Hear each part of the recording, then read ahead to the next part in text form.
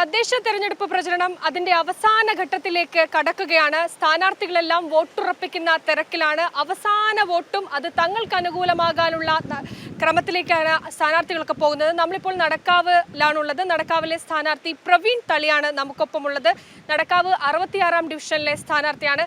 ഏതുവരെയായി അവസാനഘട്ട തെരഞ്ഞെടുപ്പ് പ്രചരണം? ഞങ്ങൾ എല്ലാവരും അവസാനഘട്ട പ്രവർത്തനത്തിലാണ്. ഓരോ വോട്ടും ലാസ്റ്റത്തെ ഒരു വോട്ട് പോലും ഞങ്ങൾ BJP NDAക്ക് മേടിച്ച് നൽകുക എന്നുള്ളതാണ് നമ്മുടെ ലക്ഷ്യം. അതിനുവേണ്ടി ഇതാ പ്രവർത്തകരെ കാണാം. എല്ലാവരും രാവും പകലും ഇവിടുന്ന് പ്രവർത്തിച്ചും കൊണ്ട് നിൽക്കുകയാണ്.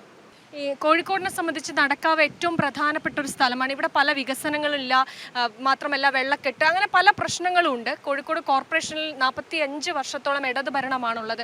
അപ്പോൾ വലിയ അമർഷം ജനങ്ങൾക്കിടയിൽ നിന്നുണ്ട്. അതൊക്കെ വോട്ടായി മാറുമെന്ന് പ്രതീക്ഷിക്കുന്നുണ്ടോ? 100%. കാരണം കോഴിക്കോടിൻ്റെ ഹൃദയത്തിൽ നിൽക്കുന്ന ഒരു ഭാഗമാണ് നമ്മുടെ നടക്കാവ് എന്ന് പറയുന്നത്. കാരണം ടൗണിൻ്റെ ഉള്ളിൽ നിൽക്കുന്ന ഒരു ഭാഗമാണ്.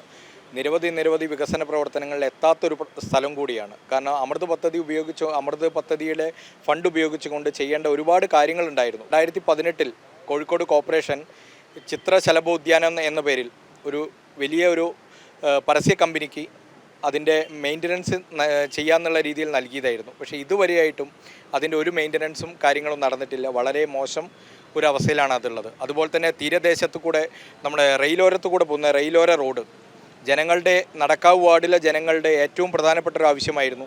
ഇതുവരെ ഭരിച്ചവർക്ക് അത് സാധിച്ചു കൊടുക്കാൻ സാധിച്ചിട്ടില്ല.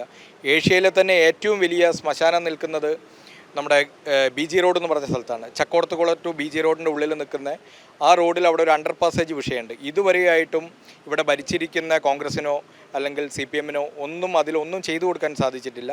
BJPയുടെ ഭാഗത്തുനിന്ന് ആ വിഷയങ്ങളിൽ ഞങ്ങൾ ഇവിടെ ഭരിച്ചിട്ടില്ലെങ്കിലും, ഞങ്ങൾ വാർഡിലെ കൗൺസിലർമാരൊന്നും ഇല്ലെങ്കിലും ഞങ്ങൾ ആ വിഷയങ്ങളിൽ നിരന്തരമായിട്ട് ഞങ്ങൾ പരിശ്രമിച്ചുകൊണ്ട് നിൽക്കുന്നുണ്ട്. ഇത്തവണ BJPയുടെ ഭരണം ഇവിടെ വന്നാൽ ഞങ്ങൾ ആദ്യം ജനങ്ങളുടെ പ്രധാന ആവശ്യം എന്നുള്ള രീതിയിൽ ഈ വിഷയങ്ങളൊക്കെ തന്നെയാണ് ഞങ്ങൾ ആദ്യമായിട്ട് മുന്നോട്ട് കൊണ്ടുവരാനും അതിൽ ഞങ്ങൾ അവരെ ആവശ്യങ്ങൾ ഞങ്ങൾ നിറവേറ്റി കൊടുക്കും തന്നെയാണ് പറയാനുള്ളത്. അത് തന്നെയാണ് നരേന്ദ്രമോദി സർക്കാരിൻ്റെ വികസനം. അത് ചൂണ്ടിക്കാണിച്ച് തന്നെയാണ് ഇത്തവണ വോട്ട് തേടുന്നത്. അതിൽ വലിയ പ്രതീക്ഷയുണ്ട്. ഈ കോഴിക്കോട് നടക്കാവിൽ മാത്രമല്ല, കോഴിക്കോട് മുഴുവൻ ഒരു NDAയുടെ തരംഗം ഉണ്ടാകും എന്ന് തന്നെയാണ് നടക്കാവിലെ 66-ാം ഡിവിഷനിലെ NDA സ്ഥാനാർത്ഥി പ്രവീൺ തളിയിൽ പറയുന്നത്. ക്യാമറമാൻ പ്രശോഭനൊപ്പം അനഘ ഹർഷൻ, ജനം.